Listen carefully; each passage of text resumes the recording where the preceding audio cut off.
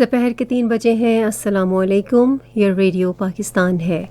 हुमैरा राना से ख़बरें सुनिए। अहम ख़बरों का खुलासा। वज़ीर-ए-आज़म ने इस्लामाबाद में खुदकुश धमाके की मज़म्मत करते हुए कहा है कि कौम दहशतगर्दी के ख़िलाफ़ जंग इस इफ़रीत के मुकम्मल ख़ात्मे तक जारी रखेगी। मनसूबाबंदी के वज़ीर ने कौमी तरक्की के लिए ख़वातीन की सलाहियतों को बरूएकार लाने की गरज से साज़गार माहौल कायम करने पर जोर दिया है। सुप्रीम कोर्ट के वकील मंसूर उस्मान अवान को अटॉर्नी जनरल ऑफ पाकिस्तान तैनात कर दिया गया है। तुर्किया में एक सेमिनार के मुकर्रीन ने अक़वाम मुत्तहिदा से अपील की है कि वो भारत के गैर कानूनी ज़ेर कब्ज़ा जम्मू कश्मीर की सूरत हाल में मुदाखलत करे और कश्मीरियों के मसाइब ख़त्म कराने में किरदार अदा करे। रूस के सदर ने कहा है कि रूस यूक्रेन में जंग का सिफारती ज़राए से खात्मा चाहता है।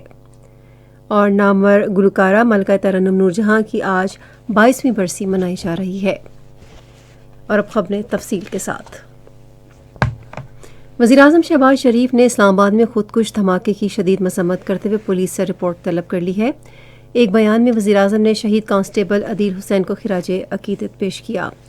वज़ीर-ए-आज़म ने कहा कि पूरी कौम अपने इन बहादुर पुलिस एहलकारों को सलाम पेश करती है जिन्होंने अपनी जानें दांव पर लगाकर दहशतगर्दों को रोका। उन्होंने कहा कि कौम मुल्क से दहशतगर्दी के मुकम्मल खात्मे तक इसके खिलाफ जंग जारी रखेगी। वज़ीर-ए-आज़म ने ज़ख्मियों से भी हमदर्दी का इजहार किया और उन्हें हर मुमकिन बेहतरीन तिब्बी सहूलतें फराहम करने की हिदायत की।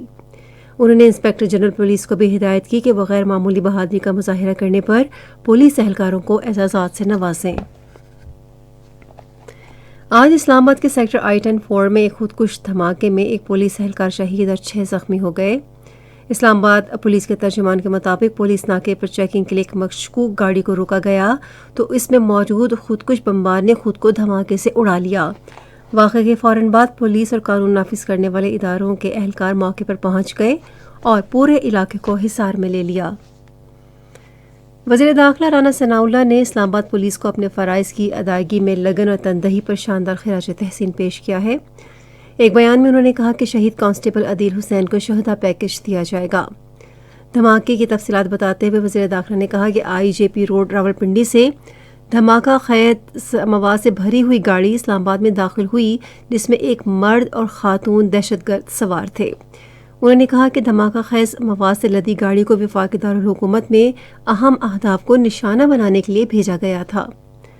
वफाकी वज़ीर ने कहा कि पुलिस के ईगल स्क्वाड ने शक पड़ने पर गाड़ी को रोका जिस पर गाड़ी के अंदर धमाका कर दिया गया जिससे जानी नुकसान हुआ। उन्होंने कहा कि पुलिस की जांफशानी की वजह से इस्लामाबाद बड़े अलमिये से बच गया।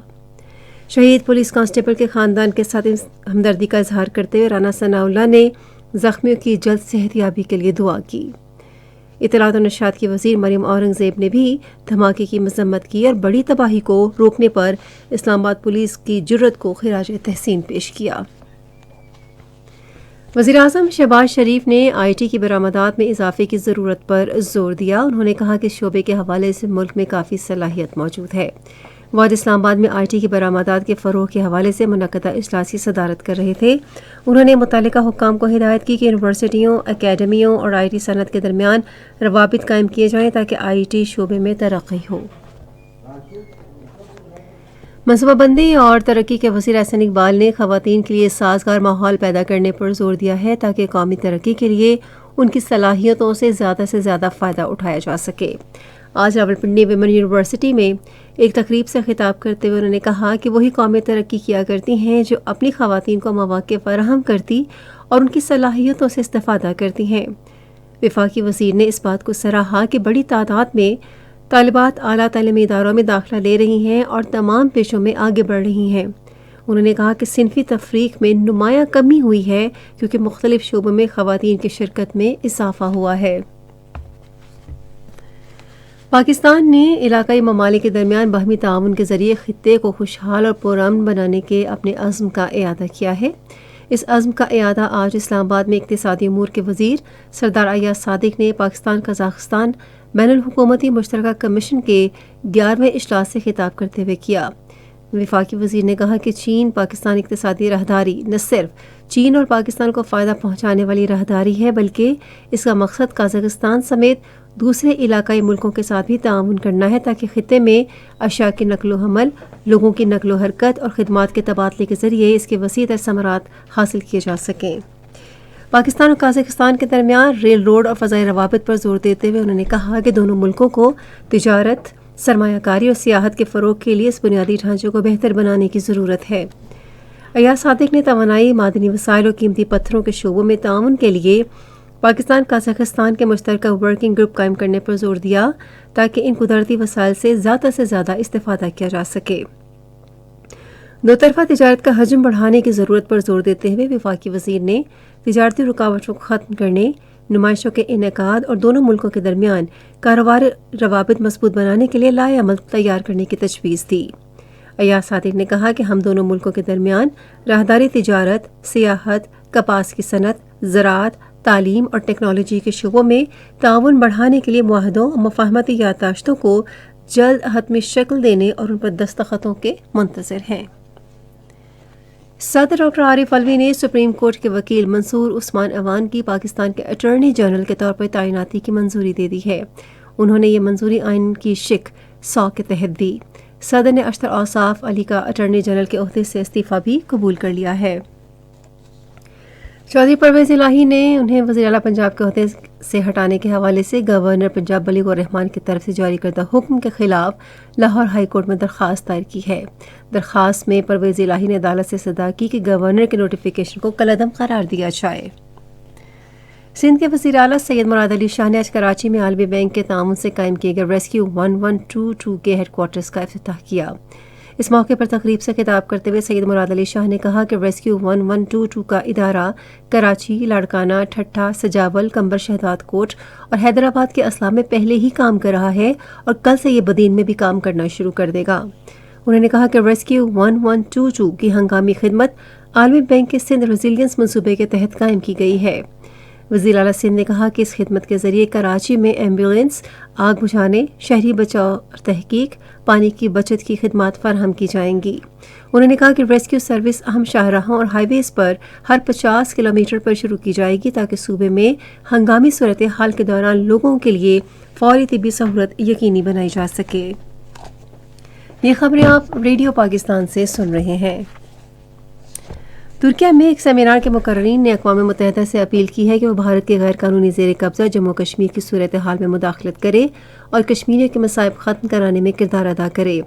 سیمینار کا اختتام post colonial studies application and research centre نے استنبول میں اسکوڈار یونیورسٹی میں کیا تھا اور اس کا موضوع تھا کشمیریوں کو ان کا حق خود ارادیت دینا کیوں ضروری ہے۔ مقررین نے کہا کہ مقبوضہ کشمیر میں انسانی حقوق کی خلاف ورزیاں منظم سوچے سمجھے منصوبے کے تحت اور بھارتی ریاستی سرپرستی میں ہو رہی ہیں۔ انہوں نے کہا کہ بھارت نے اپنی فوجیوں کو کشمیریوں کو گولی مار کر قتل کرنے اور ان کی تسلیل کرنے کی کھلی چھوٹ دے رکھی ہے اور انہیں جس طرح چاہیں کشمیریوں کے بنیادی حقوق اور انسانی وقار کی تحریک کو دبانے کا اختیار حاصل ہے۔ روسی صدر ولادیمیر پوٹن نے کہا ہے کہ روس یوکرین میں جنگ کا سفارتی ذرائع سے جلد یا بدیر خاتمہ چاہتا ہے۔ امریکی صدر جو بائیڈن کی طرف سے اپنے یوکرینی ہم منصب ولادیمیر زیلنسکی کی وائٹ ہاؤس میں میزبانی کے ایک روز بعد ولادیمیر پوٹن نے کہا کہ روس کا مقصد تنازع کو طول دینا نہیں ہے کیونکہ کشیدگی میں اضافہ بلا جواز نقصانات کا باعث بن سکتا ہے۔ انہوں نے یوکرین کو امریکہ کی طرف سے پیٹریاٹ فضائی دفاعی نظام سمیت فوجی امداد کی اہمیت کو رد کر دیا اور کہا کہ روس اس سے نمٹنے کا راستہ ڈھونڈے گا۔ چین میں ایک ہفتے کے اندر کورونا وائرس کے مریضوں کی تعداد میں نمایاں اضافہ ہونے کا خدشہ ہے، جس کے پیش نظر حکام ملک کے صحت کے نظام کے بارے میں اضافی اقدامات پر غور کر رہے ہیں۔ وزیراعظم لی کیشیانگ کے زیر صدارت اسٹیٹ کونسل کے ایگزیکٹو اجلاس میں صورتحال کا جائزہ لیا گیا اور اس سے نمٹنے کے حوالے سے اہم فیصلے کیے گئے۔ اجلاس میں متعلقہ اداروں کو ہدایت کی گئی کہ وہ اقتصادی اور سماجی حالات کو مد نظر رکھتے ہوئے کورونا وائرس سے نمٹنے کے حوالے سے مضبوط اقدامات کریں اور ترقی کے عمل، روزگار اور قیمتوں میں استحکام کو برقرار رکھنے کے حوالے سے کوششوں پر توجہ مرکوز کریں۔ نامور گلوکارہ ملکہ ترنم نور جہاں کی آج 22ویں برسی منائی جا رہی ہے۔ وہ 1926 کو قصور کے گلوکاری سے وابستہ گھرانے میں پیدا ہوئیں۔ انہوں نے اردو، پنجابی اور سندھی سمیت مختلف زبانوں میں تقریباً 1000 گانے ریکارڈ کروائے۔ انہوں نے چنوے، دوپٹہ، مرزا غالب، قیدی، باجی اور خاندان جیسی فلموں میں اداکاری کے جوہر بھی دکھائے۔ 1965 کی پاک بھارت جنگ کے دوران ملکہ ترنم کے ملی نغمے ہماری قومی تاریخ کا اہم حصہ ہیں. انہیں لائف ٹائم اچیومنٹ ایوارڈ، صدارتی تمغہ حسن کارکردگی، تمغہ امتیاز اور ستارہ امتیاز سمیت متعدد ایوارڈز حاصل کیے. نور جہاں کا انتقال 2000 میں آج ہی کے دن کراچی میں ہوا تھا. ریڈیو پاکستان آج تیسرے پہر 4:05 پر اپنے قومی پروگرام میں نامور گلوکارہ ملکہ ترنم نور جہاں کی برسی کے حوالے سے خصوصی فیچر پروگرام نشر کرے گا. موسم. محکمہ موسمیات کے مطابق آئندہ 12 گھنٹے میں ملک کے بیشتر حصوں میں موسم سرد اور خشک، جبکہ گلگت بلتستان اور بلوچستان میں شدید سرد رہے گا. پنجاب کے میدانی علاقوں میں دھند چھائی رہے گی. خبریں ختم ہوئیں. مزید خبروں اور تجزیوں کے لیے آئیے ہماری ویب سائٹ پر radio.gov.pk اور فیس بک کے link radio Pakistan news official پر براہ راست ویڈیو اسٹریمنگ بھی ملاحظہ کیجیے.